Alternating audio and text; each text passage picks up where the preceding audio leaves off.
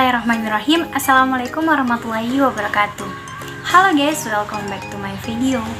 Saya Desi Putriani, salah satu mahasiswa IAIN Kendari, Prodi Ekonomi Syariah. Di channel kali ini saya akan membuat suatu video yang mana berisi tentang pertanyaan-pertanyaan yang harus saya jawab yang berkaitan dengan mata kuliah Bahasa Indonesia. Jadi jangan lupa video ini di like dan subscribe. Baik, untuk pertanyaan yang pertama, mengapa kita perlu mempelajari bahasa Indonesia? Alasan saya adalah karena bahasa Indonesia merupakan bahasa yang sangat penting dalam kehidupan sehari-hari. Bahasa Indonesia adalah bahasa yang resmi digunakan di negara Indonesia.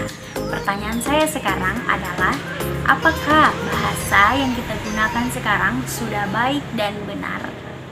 Tentu saya ragu untuk menjawab ya, karena kita sebagai warga negara harus sadar diri, karena di negara kita itu banyak sekali ragam bahasa.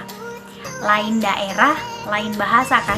Contoh, di Sumatera juga punya bahasa sendiri, di Jawa juga punya bahasa sendiri, di Kalimantan juga punya bahasa sendiri. Akan tetapi, semua ragam bahasa itu menjadi kebanggaan kita sebagai warga negara Indonesia. Saya menyadari betapa buruknya bahasa Indonesia saya, baik secara lisan maupun tulisan. Karena pengaruh apa? Karena pengaruh bahasa dan budaya itu sendiri.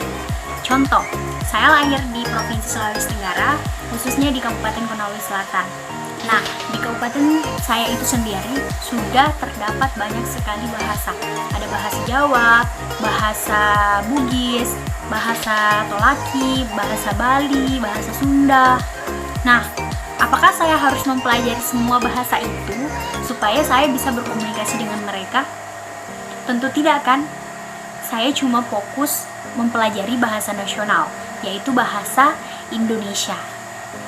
Nah, kemudian saya punya alasan-alasan khusus juga kenapa saya harus mempelajari bahasa Indonesia. Yang pertama adalah, ketika kita ingin berhasil, tentu kita harus mempelajari bahasa Indonesia. Contoh, ingin menjadi seorang profesor, menteri, bupati, manajer perusahaan.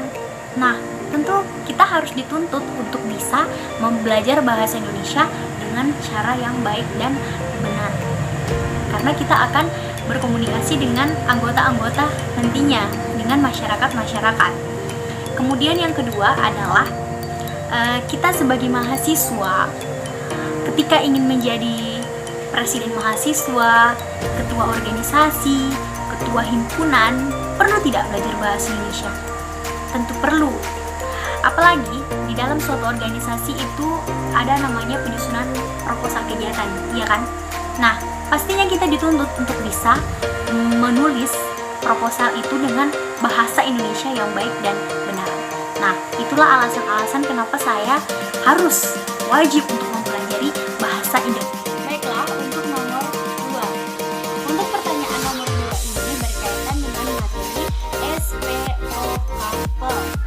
S sebagai subjek, P sebagai predikat, O sebagai objek, K sebagai keterangan, P sebagai pelengkap. Nah, di mana materi ini kita disuruh untuk memilah-milah kalimat yang termasuk SPOKP. Untuk kalimat yang pertama adalah, ibu berjualan pakaian di pasar tiap hari. Ibu sebagai subjek, menjual sebagai predikat, pakaian sebagai objek, pasar sebagai keterangan, dan tiap hari sebagai pelengkap. Untuk kalimat yang kedua, istri paman menjual sayuran di pasar sentral Kendari setiap hari Minggu. Istri paman sebagai subjek, menjual sebagai predikat, sayuran sebagai objek, di pasar sentral Kendari sebagai keterangan, dan setiap hari Minggu sebagai pelengkap. Untuk kalimat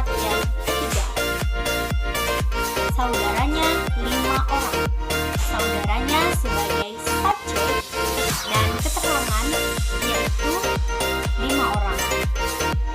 Baik, untuk soal yang ketiga. Sebutkan masing-masing 3 fungsi bahasa Indonesia dalam kedudukannya sebagai bahasa negara dan bahasa Indonesia. Nah, yang pertama adalah sebagai bahasa resmi kenegaraan. Yang kedua adalah bahasa pengantar pendidikan. Yang ketiga adalah alat perhubungan tingkat nasional dan alat pengembangan kebudayaan, ilmu pengetahuan, dan teknologi. Baiklah, untuk nomor yang keempat. Jelaskan 2 alasan sehingga bahasa Melayu diangkat sebagai bahasa Indonesia. Jadi pertanyaan soal nomor 4 ini kita kembali ke sejarah. Jadi sejak dulu bahasa Melayu itu merupakan bahasa yang digunakan sebagai bahasa perantara dan pergaulan, sehingga bahasa Indonesia berasal dari bahasa Melayu. Awal mulanya ketika Kerajaan Sriwijaya maju ke wilayah Asia Tenggara menggunakan bahasa Melayu kuno sebagai bahasa perantara dengan kerajaan lain. Jadi ada 2 hal lain yang bisa membuktikan. Yang pertama adalah adanya prasasti Kedukan Bukit di Palembang berangkat tahun 683 Masehi. Yang kedua adalah adanya Kota Kapur di Bangka Barat berangkat tahun 686 Masehi dan Karangbrani di Jambi 688 Masehi. Baiklah, untuk pertanyaan yang kelima. Untuk pertanyaan yang kelima ini berkaitan dengan kata baku. Mungkin teman-teman semua sudah mengerti bagaimana yang dikatakan kata baku dan kata yang tidak baku. Teman-teman semua bisa melihat kata-kata di samping. Nah, kita disuruh untuk menentukan mana kata yang baku dan mana yang tidak baku. Untuk kata yang pertama, atlet atau atlet. Yang benar adalah atlet. Untuk kata yang kedua adalah kampas atau kanvas. Yang benar adalah kampas. Yang ketiga adalah fotokopi tanpa spasi atau fotokopi dengan spasi. Yang benar adalah fotokopi tanpa spasi. Kemudian kata yang keempat adalah terima kasih dengan spasi atau terima kasih tanpa spasi. Yang benar adalah terima kasih dengan spasi. Baiklah, untuk pertanyaan nomor 6. Untuk pertanyaan nomor 6 ini berkaitan dengan kelas kata. Mungkin teman-teman semua sudah pernah mendapatkan materi tentang kelas kata. Jadi dalam bahasa Indonesia ada 6 kelas kata. Yang pertama adalah nomina atau kata benda. Yang kedua adalah kata verba atau kata kerja. Yang ketiga adalah adjektiva atau kata sifat. Yang keempat adalah pronomina atau kata ganti. Yang kelima adalah adverbia atau kata keterangan. Dan yang keenam adalah numeralia atau bilangan. Nah, teman-teman semua bisa melihat kata-kata di samping. Kita disuruh untuk menentukan kelas kata dari kata-kata di samping. Untuk kata yang pertama, manisan, termasuk kata nomina atau kata benda. Yang kata kedua adalah mimpi, termasuk kata nomina. Yang ketiga adalah bahagia, termasuk kelas kata nomina. Yang keempat adalah percaya, termasuk kata verba. Yang kelima adalah beraksi, termasuk kata verba. Yang keenam termasuk terbaik, termasuk adjektiva. Yang ketujuh adalah kesembilan, termasuk numeralia.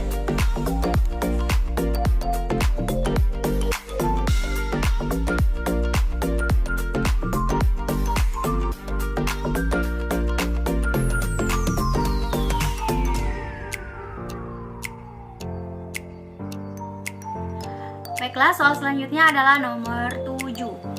pertanyaannya adalah, sebutkan hiponimnya masing-masing 5 bentuk.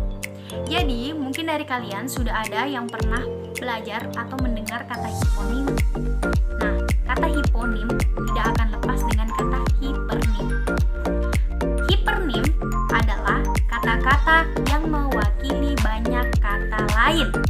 Kata hipernim dapat menjadi kata umum dari penyebutan kata-kata lainnya. Sedangkan hiponim adalah kata-kata yang terwakili artinya oleh kata hipernim. Contoh, hipernim burung.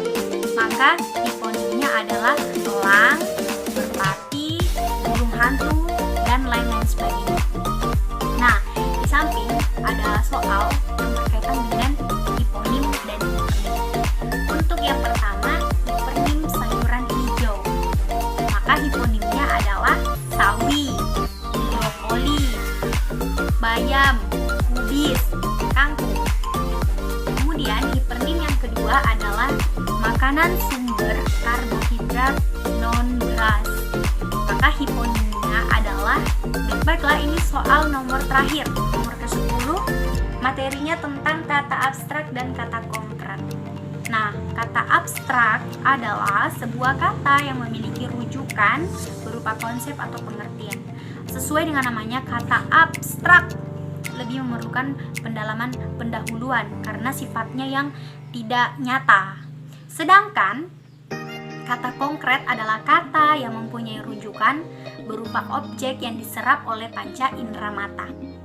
Nah, perhatikan kata-kata di samping. Hukum. Hukum termasuk kata abstrak atau konkret? Hukum termasuk kata abstrak. Kemudian kata yang kedua adalah pengacara. Konkret atau abstrak? Dia termasuk konkret.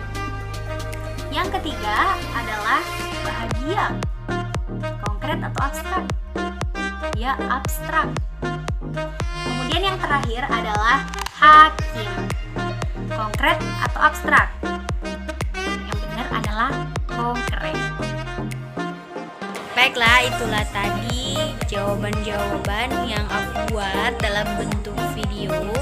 Semoga bermanfaat buat kalian semua. Dan jangan lupa di like dan di subscribe. Oke, dadah. Wassalamualaikum warahmatullahi wabarakatuh.